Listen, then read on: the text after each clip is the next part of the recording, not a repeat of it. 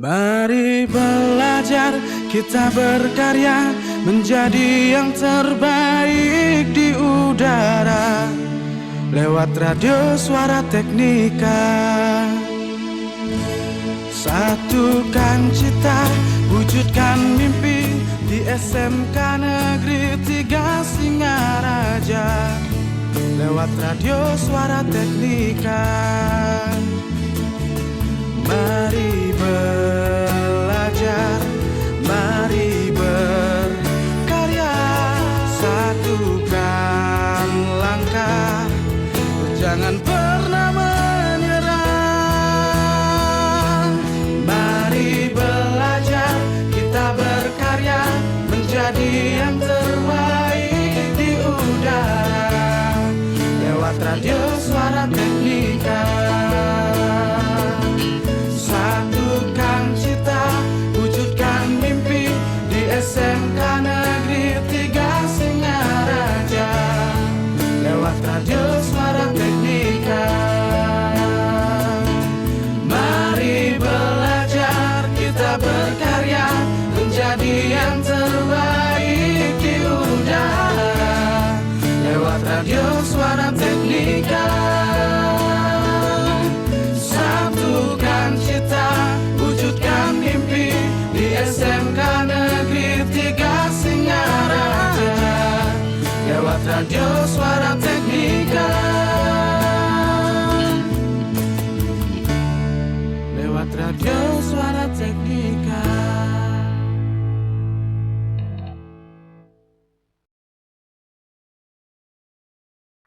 The best mix of music. 107.7 FM.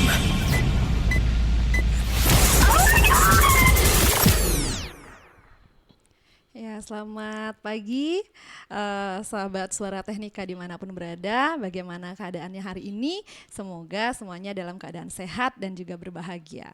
Bertemu lagi dengan saya Meta di acara Ups Obrolan Pagi STMC. Nah, pada kesempatan pagi ini kita kedatangan tamu yang spesial ya. Beliau ini adalah salah satu rekan saya karena kami adalah rekan satu MGMP dan juga senior saya yang sangat baik gitu ya. Karena dari beliau saya banyak belajar gitu. Nah, perkenalkan narasumber kita hari ini adalah Niputu Ika Karismawati, SPD MPD sebagai guru pendidikan Pancasila. Selamat pagi, Bu. Selamat pagi, Bu Meta. Iya, kita di sini berbincang santai dulu Ibu ya. Walaupun sudah biasa berbincang santai. Nah, beliau ini seperti yang tadi sudah saya berikan bocoran ya, merupakan guru pendidikan Pancasila. Tapi sebelum kita mengobrol lebih jauh, mungkin Ibu Ika, karena saya manggilnya Ibu Ika gitu ya, bisa memperkenalkan diri dulu kepada sahabat Teknika di rumah. Silakan Ibu. Baik, selamat pagi sahabat Teknika. Perkenalkan, nama saya Niputu Ika Karismawati, SPD ya, bukan MPD, Bu Meta. Nyusul ya Bu ya, Ya. Astungkar. Saya di sini mulai yaitu 1 Februari 2009. 2009 sudah mulai bekerja di sini Bu ya. Di sini. Kalau tidak salah sudah 15 tahun ya. Wah, di sini. 15 tahun ya. Iya. Beda 5 tahun ya dari saya ya. Saya hampir 10 tahun. Berarti masih lebih senior bener. Ya, gimana Ibu? Pada waktu itu saya ke sini 1 Februari 2009. Tidak langsung sebagai guru pendidikan Pancasila dan kewarganegaraan.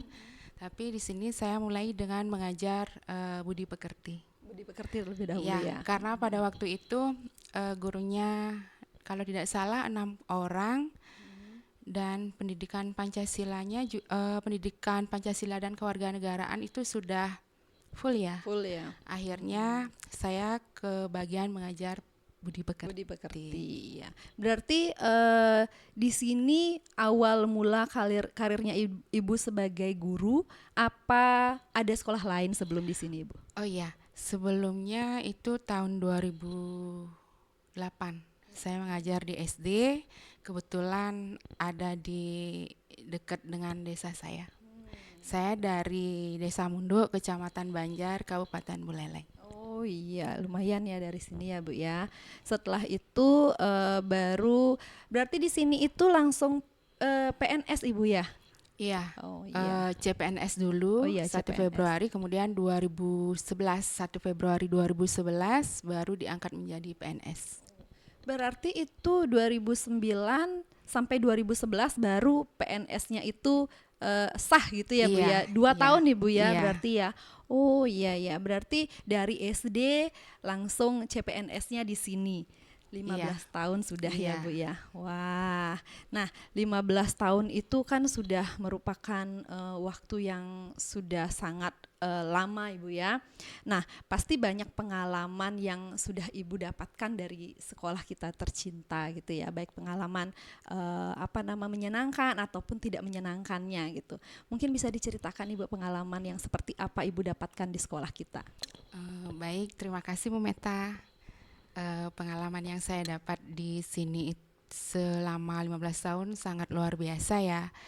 Dari awal mengajar budi pekerti dari 2009 kalau tidak salah sampai dengan 2012 saya mengajar budi pekerti. Kemudian di 2013 baru kebagian mengajar PPKN sampai dengan sekarang. Pada waktu itu 2013 ya, perasaan senang, ada juga sedihnya, intinya Campur aduk iya. ya, campur aduk. Jadi dulunya awalnya itu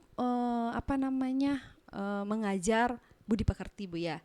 Nah, karena saya kan basicnya juga pendidikan Pancasila ya, tapi saya tidak pernah mendapat pengalaman belajar di budi pekerti gitu ya.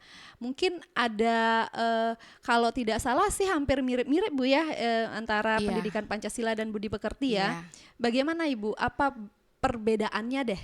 Perbedaan mengajar budi pekerti sama pendidikan Pancasila gitu. Iya, kalau dulu mengajar di budi pekerti intinya sama sih. Kita mengajarkan bagaimana membentuk karakter siswa, kemudian mengajarkan moral, etika, sopan santun. Kalau di pendidikan Pancasilanya itu lebih pada menekankan bagaimana menjadi warga negara yang baik. Ya, Yang betul ditekankan di sana kan bisa lebih pada peraturannya, ya, penerapannya, iya, ya, jadi pada intinya kalau budi pekerti itu bagaimana membentuk karakter dari peserta didik itu sendiri ya Bu ya. iya, Kalau sekarang sudah include ke mata pelajaran kita ya, karena budi pekerti itu sudah tidak ada lagi Tidak ya ada. Bu ya. Nah, jadi kita sebagai guru pendidikan Pancasila juga merangkap untuk mengajarkan budi pekerti ya, karena Iya, dari tadi yang sudah Ibu berikan materinya itu hampir sama, ada normanya juga ya, benar. bagaimana menjadi individu yang lebih baik, yang sopan seperti itu Bu ya. Nah, itu tadi perbedaannya ya. Nah, kalau kita lihat Bu ya, kita kan siswanya itu kebanyakan laki-laki Bu ya. Nah, bagaimana Ibu pada saat mengajar itu, apakah ada kesulitan Ibu dari awal ya Bu ya? Kalau mungkin dulu dari pertama Ibu masuk ke SMK 3 Singaraja mungkin hampir semuanya siswanya laki-laki Bu. Nggih, dari SD langsung ke SMK yang semuanya anak didiknya laki-laki gitu. Ada Iya, ndak benar. shock terapinya gitu Bu? Gimana Bu? Iya, ada perbedaan sih dari SD, dari mengajar di SD, kemudian langsung ke SMK. Kalau dari SD siswanya itu ya lucu, gampang diatur. Kemudian di SMK melihat siswanya, apalagi yang dominan cowok, ya.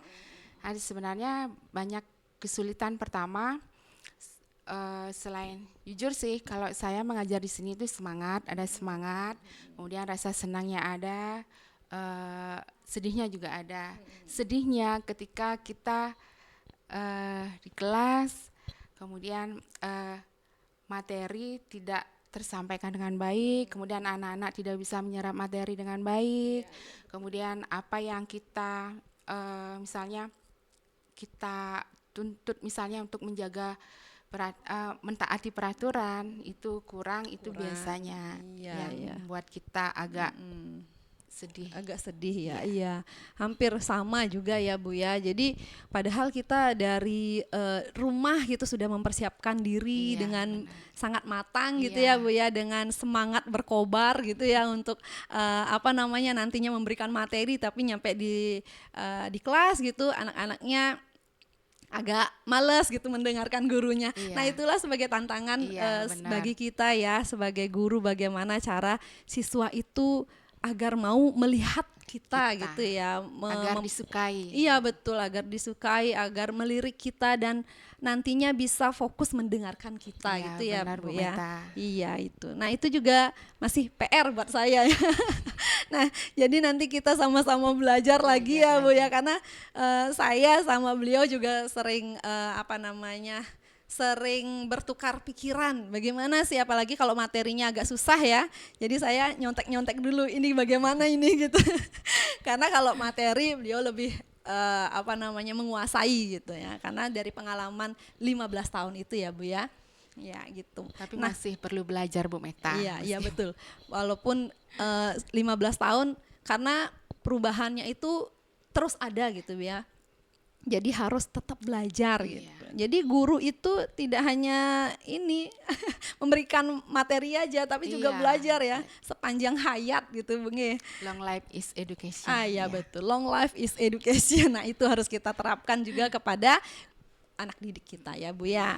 Nah itu tadi. Nah setelah pengalaman yang tak terlupakan tadi, itu kan kepada siswa-siswa kita Bu ya.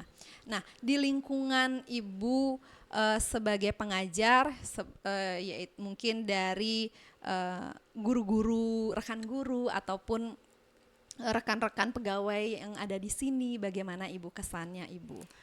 Kalau melihat kesannya di sini, guru-guru semua baik ya, baik, ramah, bisa diajak bekerja sama, intinya bisa saling menghargai, saling menghormati. Iya betul. Iya karena saya juga sangat merasakan Bu ya, di sini kekeluargaannya itu Keluargaannya sangat tinggi, dekat ya. ya, sangat tinggi kekeluargaan kita di sini. Jadi dikasih kerjaan apapun akan selesai dengan gampang juga, karena kita juga mengerjakan secara bersama-sama, mungkin seperti itu Bu ya. Nah selanjutnya Ibu, mungkin setelah 15 tahun pengalamannya Ibu di sini, adakah pesan ataupun kesan dan juga harapan untuk siswa, untuk guru ataupun pegawai yang ada di SMK Negeri 3 Singaraja? Iya. Silakan Ibu. Baik, pesan untuk siswa yaitu terus belajar, bertanya, karena hidup ini adalah istilahnya apa ya, long life is education, sampai kita belajar terus ya. sepanjang hayat. Betul. Kemudian tetap mematuhi peraturan yang ada di sekolah, yaitu kemudian menjaga nama baik sekolah, menjaga nama baik keluarga. Kemudian pesan untuk guru, kita mendidik, setidaknya selain tugas kita mengajar, kita harus membentuk karakter ya, dengan tulus ikhlas. Ya, itu ya berarti pesan kesannya ya dari semua elemen dari sekolah kita itu harus mengutamakan yang namanya kebaikan untuk diri sendiri ataupun bagi keluarga besar SMK 3 Ibu ya. Jadi tadi penekanannya adalah long life is education. Iya, Jadi jangan pernah berhenti untuk bertanya sesuatu yang baru gitu ya, karena dengan bertanya kita bisa menambah wawasan kita, pengetahuan kita, sehingga kita menjadi individu yang lebih bijak ke depannya. Begitu Ibu ya. Iya. Ya kira-kira seperti itulah gitu. Nah,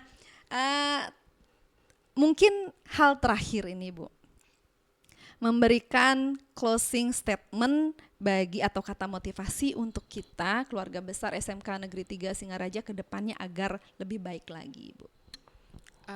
Baik, terutama saya sebagai pengajar pendidikan Pancasila.